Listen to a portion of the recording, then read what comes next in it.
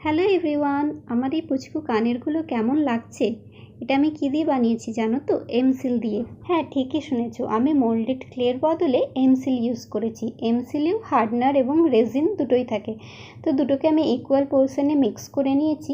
আর একটা সারফেসে পাউডার ছিটিয়ে এটাকে রুটির মতো করে বেলে নিয়েছি। এবার একটা পুরনো লিপস্টিকের ক্যাপ নিয়েছি এবং এটার শেপগুলোকে কেটে নিয়েছি। আর এখানে ফুটো করে নিচ্ছি ক্লিপগুলোকে আটকানোর জন্য। সকালে উঠে দেখি এটা পুরো একদম শক্ত হয়ে গেছে। এবার রং করার পালা। তো পিন্টারেস্ট থেকে একটা ডিজাইন বের করেছি, তো ওটা দেখে দেখেই এখন আঁকছি। আমি একটা সিম্পল ডিজাইনই আঁকছি, বেশি কিছু হার্ড করব না, কারণ এর আগে আমি ক্লে দিয়ে কখনো কিছু করিনি। তো এই দেখো কানের তৈরি হয়ে গেছে, ক্লিপটাও লাগিয়ে নিয়েছি।